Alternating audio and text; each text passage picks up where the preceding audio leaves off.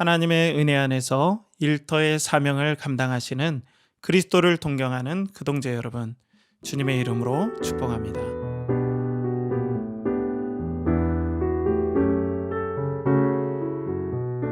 그리스도를 동경하는 제자 여러분들의 삶을 주님의 이름으로 축복합니다. 지난 이야기에서는 신실 형제가 음탕의 시험을 받았던 사건이 나오죠. 그러면서 여러분들과 함께 성경적인 쾌락에 대해서 한번 나눴어요. 그럼 오늘은 또 다른 스토리가 진행이 됩니다. 두 가지 일들이 있는데요. 첫 아담과 모세를 만나는 이야기인데요. 첫 아담을 만나는 건 간단히 언급만 하겠습니다. 이 사람은 김한동, 어떤 사람을 기만한다 할 때 그 김한동에 살았고, 세 딸이 있는데 재밌어요. 육신의 정욕, 안목의 정욕, 이승의 자랑입니다. 이런 딸이 있어서 이제 딸을 주겠다 이렇게 유혹을 해요. 그런데 신실이 간신히 뿌리치고 이제 도망쳐 나옵니다. 그리고 오늘 이제 모세를 만나는 얘기인데요. 오늘 내용은 율법에 대해서 교리 반, 신학 반 정도에 풀어가려고 해요. 조금만 그래서 귀를 기울이시면 더 이해가 될 거라고 생각해요. 이제 신실 형제가 공고제를 지나가다가 웬 남자가 빠르게 쫓아오는 걸 봐요. 자, 신실이 다음처럼 회상합니다. 뒤따라온 사내는 불문곡직하고 달려들더니 혼절할 때까지 두들겨 팼어요. 간신히 의식을 되찾고 도대체 왜 이러냐고 물었죠. 그랬더니 내가 은근히 첫사람 아담을 따라갈 마음을 먹었기 때문이라고 울러대면서 가슴을 세게 후려치는 거예요. 다시 얻어 맞고 자빠져서 마치 죽은 것처럼 바닥에 쓰러졌어요. 어렴풋이 정신을 차리고 남자에게 매달려 살려달라고 빌었어요. 하지만 상대는 내 사전에 자비란 없다면서 또 곤죽이 되도록 주먹질했어요. 자, 여기서 신실을 두들겨 패준 사람은 모세라고 나옵니다. 그러면 신실을 왜 모세가 이렇게 사정 없이 두들겨 팼을까요? 그것은 율법의 규율적인 특징을 두드러지게 표현해서 그랬기 때문이에요. 특별히 이 책의 저자인 존 버년 목사님은 율법에 대한 어떤 트라우마 같은 게 있어요. 좀 표현이 그렇지만은, 그래서 여러분들과 함께 이 율법에 대해서 오늘 좀 더 얘기를 나누고 싶어요. 이 스토리의 초반부에서도 율법에 대해서 여러분들과 한번 나눴는데요. 자, 율법의 범위를 먼저 모세오경이라고 하죠. 여러 논의가 있지만, 자, 이 율법은 과연 이처럼 우리를 올가매는 족쇄일까요? 먼저 우리가 분명히 해야 할 것은 율법은 전혀 잘못이 없다는 것입니다. 오히려 율법이 억울해해야 할 판이에요. 사도 바울도 율법에 대해서는 분명하게 짚고 넘어갑니다. 로마서 7장 12절에 보면 이로 보건대 율법은 거룩하고 계명도 거룩하고 의로우며 선하도다. 그러니까 율법이 문제가 아니라 사실 죄인된 우리가 문제인 겁니다. 율법은 우리가 얼마나 심각한 죄가 있는지 알려주는 역할만 하는 거예요. 만약 우리가 심각한 질병이 있는데 그것을 밝혀주는 최첨단 진단 도구가 있다면 오히려 감사할 일이죠. 자, 마찬가지로 율법은 마치 우리에게 거울과 같은 역할을 합니다. 율법은 우리의 본 모습을 보게 해요. 죄인된 우리의 본 모습을 보면서 우리의 영혼의 상태가 얼마나 심각한지를 적나라하게 보여줘요. 그 적나라한 모습을 어떻게 볼 수 있냐? 하나님의 진노하심을 통해서 우리의 상태를 거울처럼 보게 만드는 거죠. 진노하시는 하나님을 당연히 우리는 두렵고 떨림으로 섬겨야 합니다.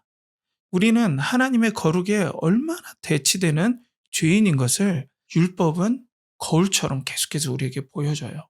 하지만 우리가 절대 잊지 말아야 될 건 진노하시는 하나님의 반응에만 집중할 때 우리에게 율법에 오해가 생기게 만듭니다.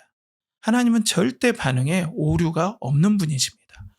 죄에 대해 가장 올바르고 합당한 진실한 반응을 보이시는 분이세요. 우리는 이 율법을 통해서 죄된 우리의 상태와 하나님과의 심각한 관계를 깨닫게 되는 거예요.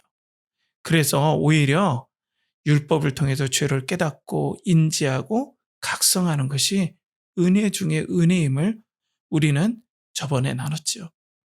자, 그런데 율법은 여기서 그치지 않고 우리 그리스도를 조명합니다. 만약 하나님께서 진노만 하시고 끝났다면 우리는 정말 공포스러워해야 합니다. 살 길이 없기 때문에 그래요. 하지만 하나님은 율법의 상당 부분을 성막과 제사의 부분에 할애합니다.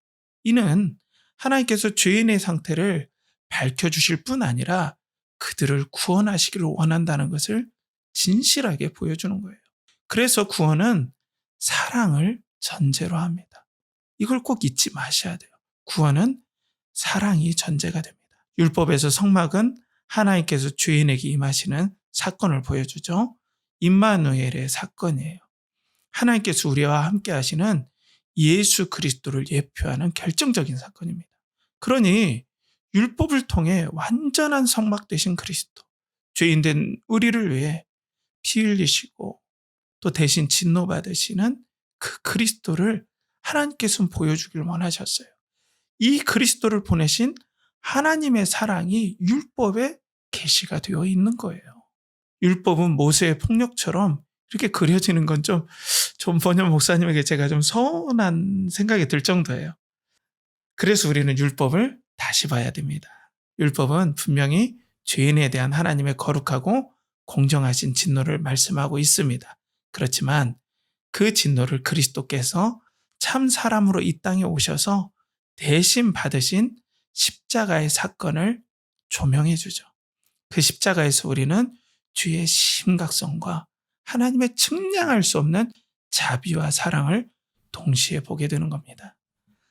자, 그래서 우리는 신앙생활을 율법을 품고 그리스도를 의지하는 삶을 살아야 돼요. 사랑하는 그동자 여러분, 율법의 도덕적인 기준은 영원합니다. 하지만 우리 자신의 힘으로는 율법을 이뤄낼 수가 없어요. 사랑하라고 하면 우리 안에 죄의 습관이 있잖아요. 이 죄의 습관은 교묘하게 살아 꿈틀대면서 불순종하고자 하는 마음을 더욱더 부추기기 시작합니다. 하지만 이건 죄가 왕노릇하는 상태죠. 이제는 은혜가 왕노릇해야 합니다. 이 은혜는 그리스도를 통해서 이루어집니다. 그리스도의 성령께서 우리 마음에 감동하셔서 그리스도를 섬기고 순종할 자원한 마음을 우리 마음속에 막 부어주세요. 이 사랑 아래서 우리는 율법이 요구하는 마음과 목숨과 뜻을 다해 하나님을 사랑하고 이웃을 사랑하고 싶은 자원하는 마음을 받게 됩니다. 우리 마음에 우리를 사랑하시는 하나님의 사랑을 성령을 통해서 우리에게 하나님은 부어주시길 간절히 원하시는 거예요. 그리고 이 땅에서 하나님이시지만 참 사람으로 하나님을 사랑하셨던 그리스도의 사랑을 성령님을 통해서 말씀으로 말미암아 우리에게 부어주길 원하시는 거예요. 그래서 이 은혜의 역사를 통해서 율법의 요구를 계속해서 이뤄가도록 선순환 구조를 하나님께서는 만드시길 원한다는 거예요. 사랑하는 우리 그동자 여러분, 그러니 우리는 사랑해야 한다는 규율만으로 우리 일터로 가면 문제가 생기겠죠. 왜냐하면 사랑해야 한다라는 규율만 있으면 죄의 습관이 계속해서 사랑하지 않아야 될 변명들을 이뤄내고 구실들을 막 얘기하고 또 사랑하기 싫은 마음을 막 부추겨요. 이게 죄의 특성이에요. 반면에 은혜는 성령께서 우리 마음속에 그리스도의 마음을 부어주셔서 진심으로 자원하셔서 사랑하고자 하셨던 그리스도의 마음을 막 부어줍니다. 그래서 우리가 그 임재에 따라 성령의 힘에 힘입어 사람을 사랑하고 하나님을 사랑하고자 하는 뜨거운 마음을 품고 율법에 사랑해야 한다는 그 요구를 이뤄가는 거죠. 이게 은혜가 왕노릇하는 사건입니다. 그래서 우리 마음은 이 은혜를 따라가는 성령의 소욕이 있고 또 이 하나님의 법을 싫어하는 죄의 소욕이 역사하는 전쟁터가 되는 거예요.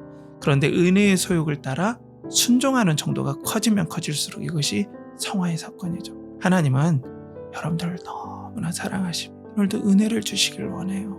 율법의 틀에 가둬서 우리를 막 꾸짖는 하나님이 아니라 성령님을 통해서 그리스도께서 순종하셨던 그 사랑을 부어주심으로 우리를 사랑 안에서 하나님의 법을 이루어가길 원하시는 것이 하나님의 뜻입니다. 오늘도 이 은혜를 알고 하나님의 사랑을 붙잡고 일터에서도 은혜 때문에 사람을 사랑하고 또 우리 일터를 사랑하고 우리 자신을 사랑하는 은혜의 시간 되길 간절히 축복합니다.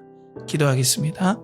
하나님 아버지, 오늘도 율법의 오해를 우리가 한번 다시 돌이켜봤습니다. 율법은 하나님의 인격과 성품을 드러내고 이 율법을 이루는 건 은혜임을 알았습니다. 주여, 오늘도 사랑할 수 있는 은혜를 부어주시고 순종할 수 있는 은혜를 부어주시고 그 은혜를 주시는 성령님을 따라갈 수 있는 은혜의 마음을 부어주시옵소서. 오늘도 우리의 일터의 삶을 주님께 의탁하옵고 하나님을 사랑하오며 존귀하신 예수 그리스도의 이름으로 기도하옵나이다. 아멘.